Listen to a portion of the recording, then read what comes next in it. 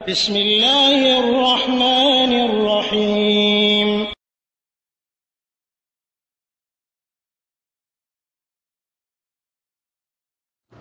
ওয়ালাইকুম আসসালাম রহমতুল্লাহি ওয়া বারাকাতুহু। সৌদি আরব থেকে আব্দুল শহীদ ভাইয়ের আরেকটি প্রশ্ন, যে ফরজ নামাজ আমরা কসর পড়ি, এই কসরের সময় কি সুন্নত নামাজ পড়া যাবে, এবং বিতর নামাজ সম্পর্কে জানতে চেয়েছেন। আলহামদুলিল্লাহ ওয়াসসালাতু ওয়াসসালামু আলা রাসূলিল্লাহ। সম্মানিত ভাই, আল্লাহ রাব্বুল আলামিন বলেছেন, লাকাদ কানা লাকুম ফি রাসূলিল্লাহি উসওয়াতুন হাসানাহ, তোমাদের জন্য উত্তম আদর্শ হলো রাসূলুল্লাহ সাল্লাল্লাহু আলাইহি ওয়াসাল্লামের জীবনীতে, এবং সূরা আহজাবের 21 নম্বর আয়াত এটা। তো এখানে যেটা প্রমাণিত সেটা হলো যে আপনাকে আমাকে রাসূলুল্লাহ সাল্লাল্লাহু আলাইহি ওয়াসাল্লামের তরিকা মানতে হবে। আর রাসূলুল্লাহ সাল্লাল্লাহু আলাইহি ওয়াসাল্লামের সুন্নাহ হলো যে তিনি কসরে মানে সফরে বের হলে তিনি কসর করতেন। সফর মানে কোনো 80 কিলোমিটার দূরত্বে এরকম সফরে গেলে তার সুন্নত ছিল তিনি কি করলেন, কসর করতেন। কসর মানে ফরজ নামাজটায় 2 রাকাতের জায়গায় 4 রাকাতের জায়গায় 2 রাকাত পড়তেন। মাগরিবের নামাজের কসর নাই, ফজরের নামাজেরও কসরা নাই, শুধু 4 রাকাত নামাজ বিশিষ্ট নামাজগুলি 2 রাকাত করে পড়তেন, এবং এমনকি জমাও করে পড়তেন। তা আল্লাহ নবী সাল্লাল্লাহু আলাইহি ওয়াসাল্লাম এটা তার সুন্নাহ দ্বারা প্রমাণিত। এখন আপনার যেখানে 4 রাকাত বিশিষ্ট নামাজটারে অর্ধেক করা হয়েছে, ইবনুল কাইয়্যিম রাহিমাহুল্লাহ এই জন্য বলেছেন যে আল্লাহ নবী সাল্লাল্লাহু আলাইহি ওয়াসাল্লাম যেখানে 4 রাকাত নামাজটায় 2 রাকাত পড়েছেন, এটা মুসাফিরের জন্য, তাদের জন্য এই অর্ধেক নামাজ বাদ দেওয়া হয়েছে।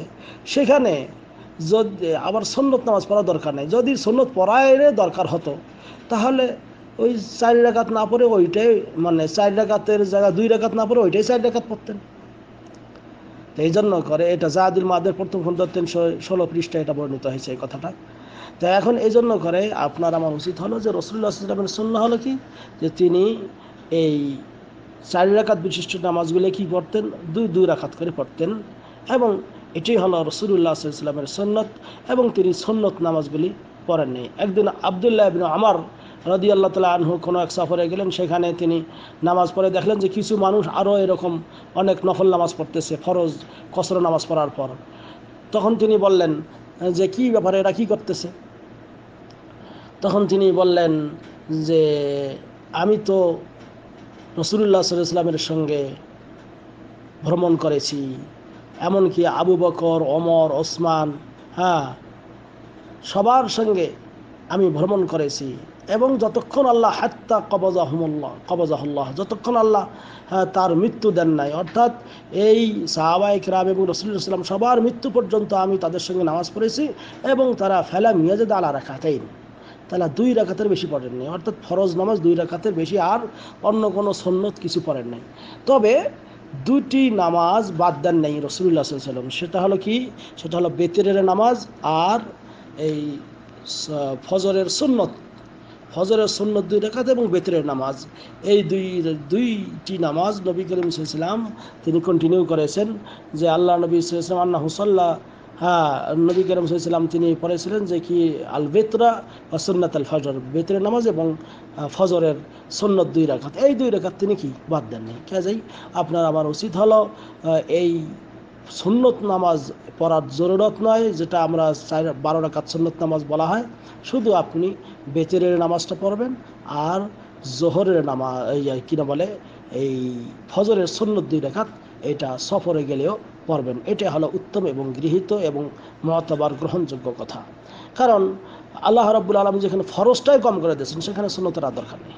তবে এই সফর অবস্থায় থাকলে কেউ যদি তাহাজ্জুদের নামাজ পড়ে, তাহাজ্জুদের নামাজ, এরপর কেউ যদি সলাতুল জুহার নামাজ পড়ে, অথবা উজু করার পরে যে 2 রাকাত নামাজ এটা যদি পড়ে, দুখুলুল মসজিদ হিসাবে 2 রাকাত নামাজ সেটা যদি পড়ে, এগুলো পড়তে পারবে, এগুলিতে মানা নাই, বাধা নিষেধ নেই। কারণ এই সম্পর্কে অনেক হাদিস রয়েছে যে আল্লাহ নবী সাল্লাল্লাহু আলাইহি ওয়াসাল্লাম, একটা আয়েশা রাদিয়াল্লাহু তাআলা আনহা থেকে সহিহ মুসলিম একটা হাদিস 724 নম্বর হাদিসে এসেছে যে নবী করিম সাল্লাল্লাহু আলাইহি ওয়াসাল্লাম লাম ইয়াকুন আলা শাইইন মিন নওয়াফিল আশাদ মুআহাদান মিনহু আলা রাকাতাই ক্বাবলা সুবহ, যে ফজরের আগে যে 2 রাকাত সুন্নত নামাজ আল্লাহ নবী সাল্লাল্লাহু আলাইহি ওয়াসাল্লাম খুব করে পড়তেন। এবং অনুরূপভাবে আল্লাহ নবী সাল্লাল্লাহু আলাইহি ওয়াসাল্লাম ওসিয়ত করেছিলেন আবু হুরায়রা রাদিয়াল্লাহু তাআলা আনহুকে যে তুমি তিনটি কাজ ছাড়বে না, তিনটি কাজ ছাড়বে না। একটা হলো সফরে হোক, ওলা ফিল হাজার, অথবা বাড়িতে থাকা অবস্থায় হোক। সেটা হলো রাকাত জুহা, 2 রাকাত জুহার নামাজ, চাষতের নামাজ, সওমে সালাসাতে আইয়াম মিন আশ-শাহর, প্রত্যেক মাসে 3টি রোজা, এবং ওয়া আল্লাহ আনাম ইল্লা আলা বেত্র, এবং বেত্রের নামাজ না পড়ে যেন না ঘুমাই, যেটা সহিহ আবু দাউদে 1269 নম্বর হাদিসে বর্ণিত রয়েছে। তাই এরকম করে এটা পড়া যাবে। এমনকি সালাতুল লাইল কেউ যদি পড়ে সেটাও পড়া যাবে। হাযা আল্লাহু আ'লাম বিসওয়াব ওয়া সাল্লাল্লাহু আলা নবিয়িনা মুহাম্মদ। আর আর আপনি যে বলেছেন বেতরে নামাজ 1 রাকাত, 3 রাকাত, 5 রাকাত, 7 রাকাত, এর সংক্রান্ত অনেক আমার বয়ান আছে, সেগুলা শুনে নেবেন। যেটা পারেন সেটা পড়বেন।